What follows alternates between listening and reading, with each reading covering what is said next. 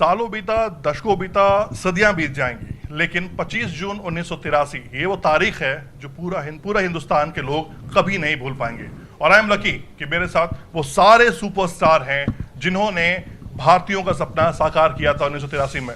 सबसे पहले कपिल पाजी, जब 1983 के वर्ल्ड कप को आज भी देखते हैं तो दिल में पहला ख्याल क्या आता है?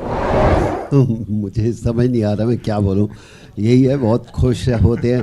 सबसे ज़्यादा अच्छा ये लगता है कि हम सब जब मिलते हैं ना तो बहुत दिल खुश हो जाता है। बाकी ख्याल क्या आना कि अच्छी यादें आपके साथ होती हैं और अच्छे दोस्त आपसे मिल जाते हैं, ज़िंदगी कट जाती है, बड़ा खूबसूरत लगता है।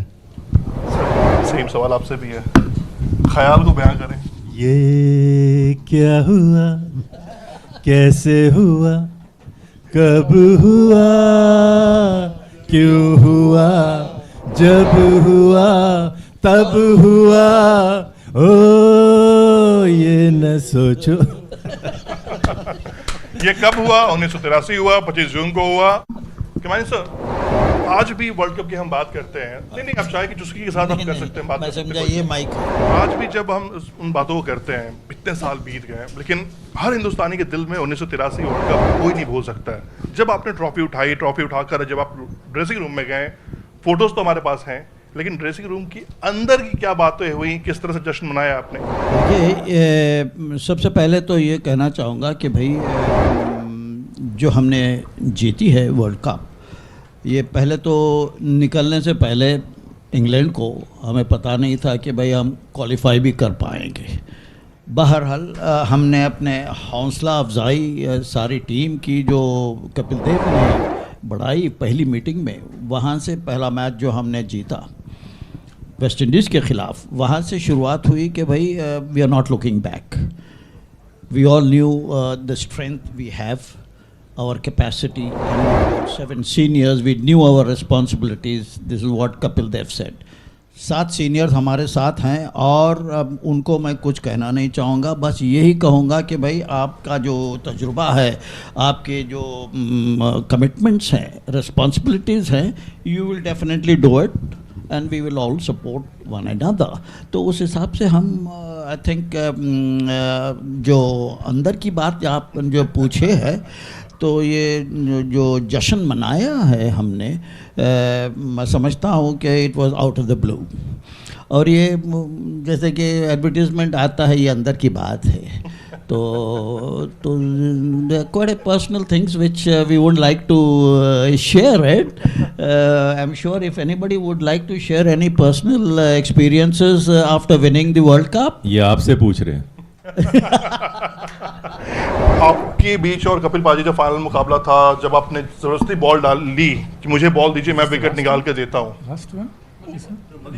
भाई पाजी, हाँ, उस समय ये ख्याल क्या था कि बॉल तो ले रहा हूँ, विकेट नहीं निकला तो क्या होगा?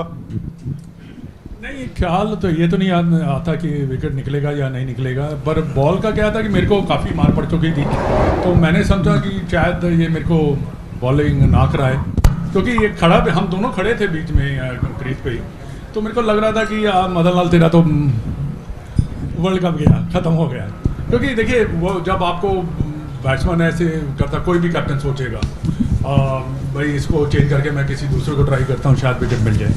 पर one of the things happen in life, ये मेरे साथ हुआ और वो हिस्ट्री बन गई। कहते हैं ना, किसी चीज़ को पाने के लिए पूरी ताकत लगानी पड़ती है, और ताकत के साथ दिमाग भी लगाया जाए तो चीज़ें निकल कर सामने आती हैं। पाजी, जिद बहुत बड़ी थी आपकी, 175 का स्कोर आपने किया, कैच जो आपने पकड़ा वो जिद थी कि हाँ मैं कैच पकड़ूंगा, ये कैच नहीं, वर्ल्ड कप ट्रॉफी है।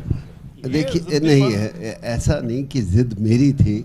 आई थिंक जिद पूरी टीम की थी, और कभी भी कोई कैप्टन नहीं जीत सकता, और पूरी टीम मिलकर जीतती है। हाँ, कुछ खिलाड़ी आते हैं, वो उभर कर निकलते हैं, एक मैच में दूसरे मैच में आते हैं, तो आई वुडंट से ये मेरी ज़िद थी, ये शायद सारे हिंदुस्तान की ज़िद थी कि हम जीते, और एवरीबडी प्लेड देयर रोल। मैं तो यही कहूँगा कि हाँ, शुरू में हम जब गए थे वहाँ पर हमें अपने आप का कभी कभी अपने आप का टैलेंट या अपनी एबिलिटी पता नहीं होती, लेकिन जब आप मैदान में उतरते हैं और कुछ मैच खेलते हैं तो उसके बाद एहसास होता है कि हाँ वी आर गुड इनफ। जब आपको एहसास होता है और जब आपको महसूस होता है कि हम अच्छे हैं, अपने आप पे यकीन होता है, तब सब चीज़ें बदल जाती हैं। आई थिंक वो पहले मैच से ही शुरू हो गया, मैच जीते, कॉन्फिडेंस आया, और कहते हैं क्रिकेट में कॉन्फिडेंस होना बहुत ज़रूरी है। जी बिल्कुल अच्छा, जब आपने गेंद थमाई मदन सर को तो फिर क्या लगा उस समय, क्या नहीं, हुआ कि ऐसा- भाई ये देखो मदी पाजी ने पहले ही बोल दिया कि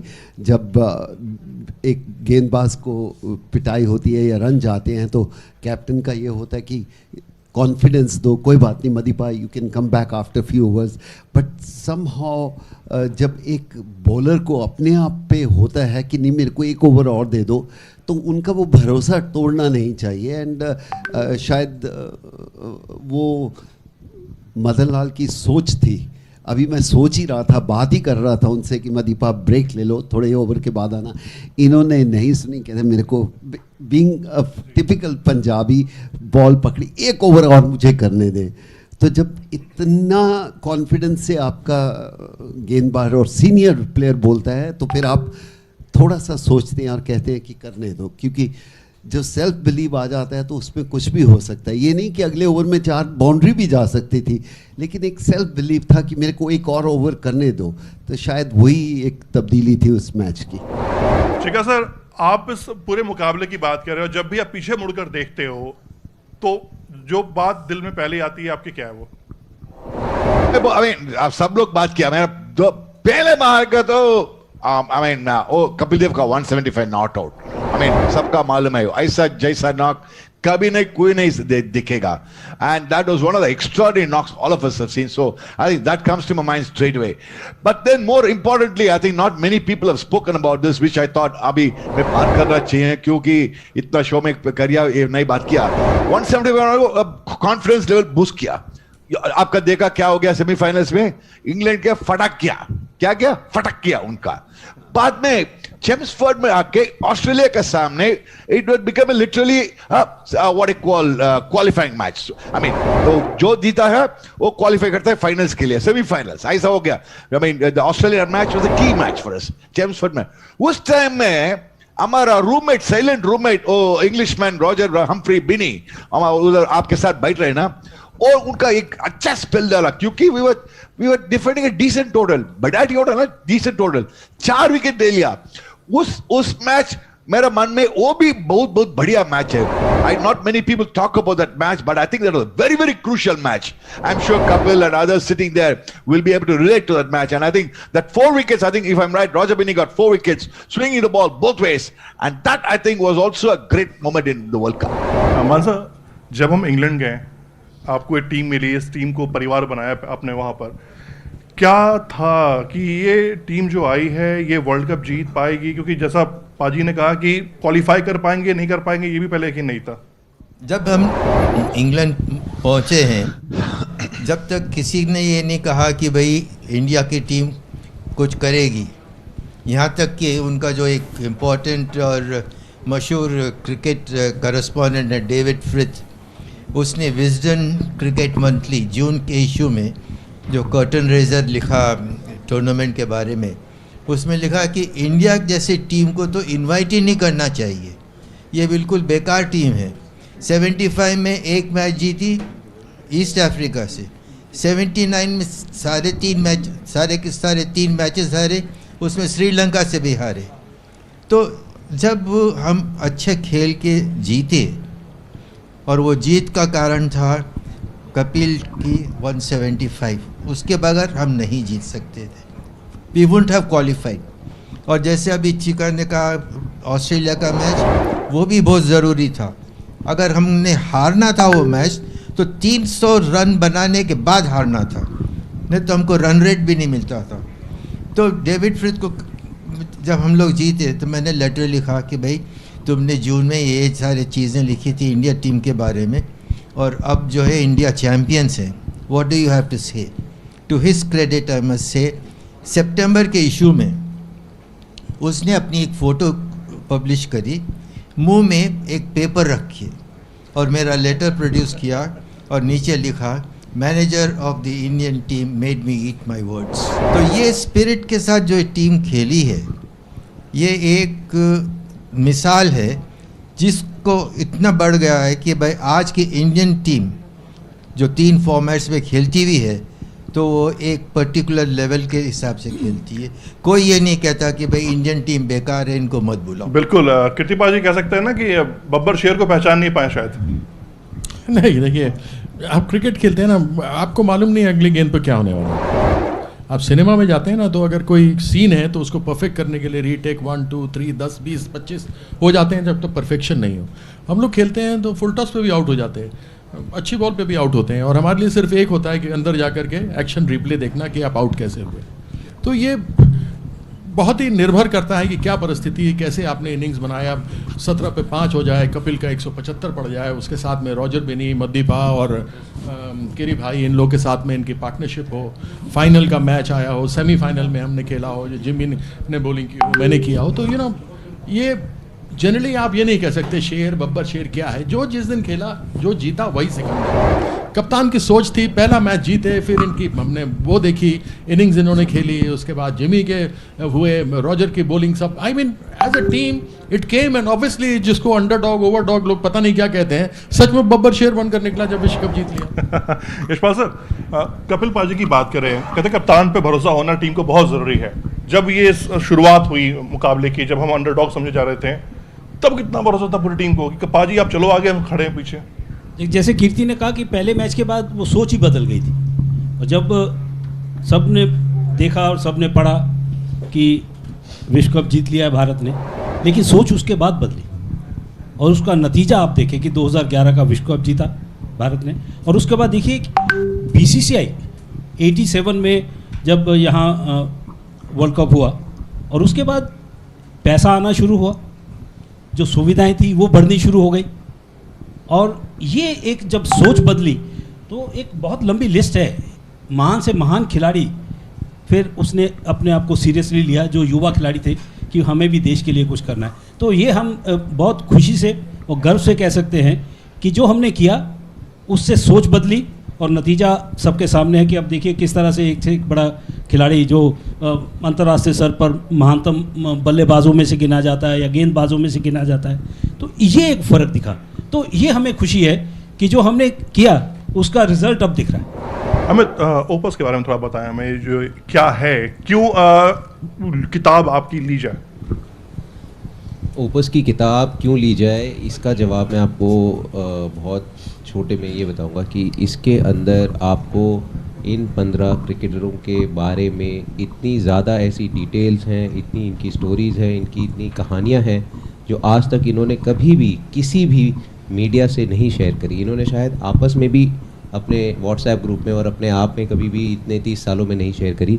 जिस हिसाब से हर एक प्लेयर हमारे साथ खुला है, बैठा है, हमारे साथ रातों रातों बातें करी है, घंटों की हमने रिकॉर्डिंग करी है, शूट करा है इनके साथ।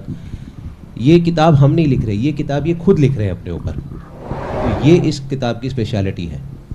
एक दो सवाल मैं और लेना चाहूँगा सर। किताब की बात चल रही है, ऐसी क्या बातें हैं दफन उस किताब में छुपी हुई हैं, क्या राज है, क्या शरारतें आपकी जो अब तक बाहर नहीं आई हैं? नहीं बताना, नहीं बताना, बिल्कुल नहीं बताना। उसके लिए तो आपको किताब खरीदनी पड़ेगी और देखना पड़ेगा कि क्या अंदर है क्या बाहर है। खुलजा सिमसिम जो बोलते हैं वो देखना पड़ेगा। अच्छा पाजी, आप कप्तान थे, टीम के सबसे शरारती खिलाड़ियों की बात कर रहे थे, कौन थे सबसे शरारती? जी, कौन नहीं था?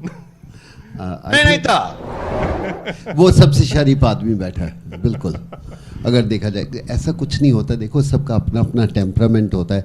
मैं कहूँगा जब मौका मिलता है सब होते हैं, बट आई वुड से अगर पिक करना हो तो मैं अभी भी बोलूँगा कि रॉजर बिनी एक ऐसे थे कि थोड़े से साधु टाइप के, उनको समझ नहीं आएगी मैं क्या बोल रहा हूँ हिंदी में, बट बड़े शांत साधु।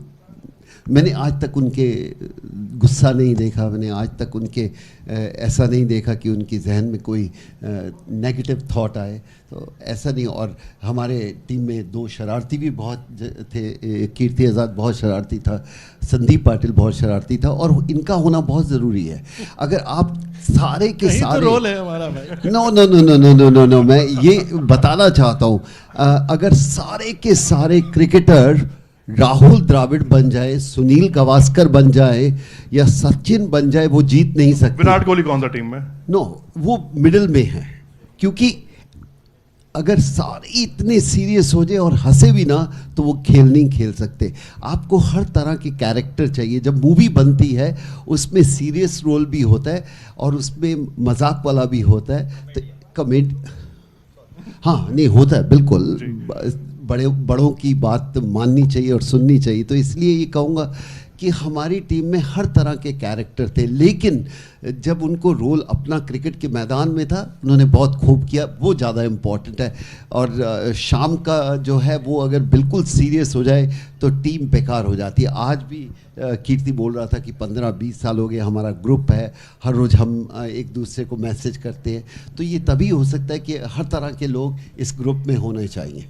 ठीक है सर, आखिरी सवाल मैं ये करना चाहूंगा कि कपिल पाजी ने कहा कि आपकी हिंदी बहुत अच्छी हो गई है, बहुत अच्छी पहले से, तो चंद शब्दों के साथ आप विश करें, जश्न मनाएं हिंदी में, लेकिन हिंदी गाने के साथ। समापन आप हिंदी में करें।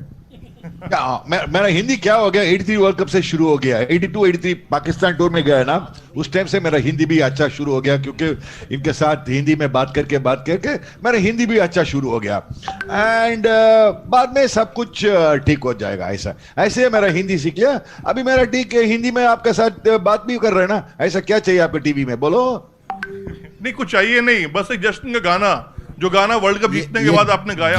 गीत सुनना चाहते हैं, सॉन्ग सुनना चाहते हैं आपके, बिना हाथ हिलाए। साथी प्यार किया जा, ये जवानी दीवानी खूबसूरत जिद्दी पड़ोसन, सत्यम शिवम सुंदरम बेंडर। ओ इंग्लिश है ना।